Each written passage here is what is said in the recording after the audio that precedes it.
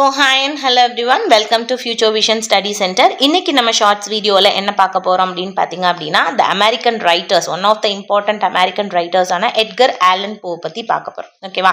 So இவர் என்னன்னு சொல்கிறாங்க அப்படின்னு பார்த்தீங்க அப்படின்னா, he is known as the pioneer of gothic literature அப்படின்னு சொல்கிறாங்க. ஓகே, ஸோ காத்திக் லிட்ரேச்சர் அப்படின்னா என்ன அப்படின்னா, ரொமான்டிக் நேச்சரையும் ரொமான்டிக் லிட்ரேச்சரையும் ப்ளஸ் சம் சூப்பர் நேச்சுரல் எலிமெண்ட்ஸையும் சேர்த்து சொல்கிறது தான் என்ன அப்படின்னு பார்த்தீங்க அப்படின்னா காத்திக் லிட்ரேச்சர் அப்படின்னு சொல்லுவாங்க. He is known as one of the most important writers in Gothic fiction. ஓகேவா? ஸோ கதை, அதாவது கொஞ்சம் ரொமான்டிக்கா அட் த சேம் டைம் கொஞ்சம் த்ரில்லர் ஸ்டோரிஸ் மாதிரி சொல்றதுல வல்லவர் தான் யாரு அப்படின்னு பார்த்தீங்க அப்படின்னா எட்கர் ஆலன் போ. ஓகேவா? ஸோ இவர் வந்து மிஸ்டீரியஸ் அண்ட் க்ளூமி செட்டிங்ஸை வந்து கிரியேட் பண்றதுல இவர் அடிச்சுக்கிறதுக்கு ஆளே இல்லை அப்படின்னு சொல்றாங்க.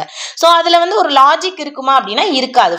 It is filled with madness, horror, suspense, அந்த மாதிரி விஷயங்கள் தான் இவருடைய ஸ்டோரிஸ்ல எல்லாம் இருக்கும். லாஜிக்கா இருக்குமா, ரீசனபிளா இருக்குமா, ரேஷனலைஸ்டா இருக்குமா அப்படின்னா நோ.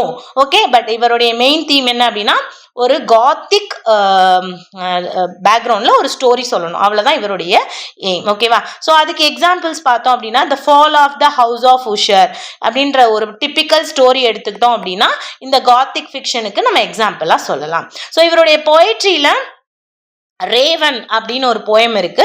ஸோ அதையுமே வந்து இந்த காத்திக் லிட்ரேச்சருக்கு நம்ம எக்ஸாம்பிளா சொல்லலாம். அண்ட் இவர் வந்து காத்திக் லிட்ரேச்சர்ல மட்டும்தான் பயோனியரா அப்படின்னு கேட்டா கிடையாது. டிடெக்டிவ் ஸ்டோரி ஜானர்லையுமே இவர் வந்து ஃபவுண்டர் அப்படின்னு சொல்றாங்க. ஓகேவா? ஸோ இவர் தான் என்ன பண்ணியிருக்காரு அப்படின்னா மாடர்ன் டிடெக்டிவ் ஃபிக்ஷனை இன்வென்ட் பண்ணியிருக்காரு அப்படின்னு சொல்லியிருக்காங்க.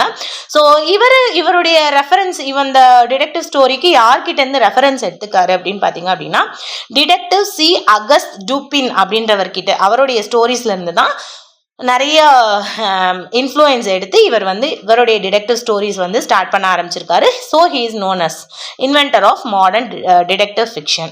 ஸோ அதுக்கு ஒரு எக்ஸாம்பிள் சொல்லணும் அப்படின்னா த மர்டர்ஸ் இன் த ரூ மார்க் அப்படின்ற ஒரு ஸ்டோரியை வந்து நம்ம எதுக்கு எக்ஸாம்பிளாக சொல்லலாம் அப்படின்னா டிடெக்டிவ் ஸ்டோரி ஜானருக்கு வந்து எக்ஸாம்பிள் சொல்லலாம். ஸோ காத்திக் ஃபிக்ஷனுக்கு எக்ஸாம்பிளாக சொல்லணும் அப்படின்னா the fall of house of Usher, and detective ஃபிக்ஷனுக்கு எக்ஸாம்பிளாக சொல்லணும் அப்படின்னா த மர்டர்ஸ் இன் த ரூ மார்க். Okay, thank you.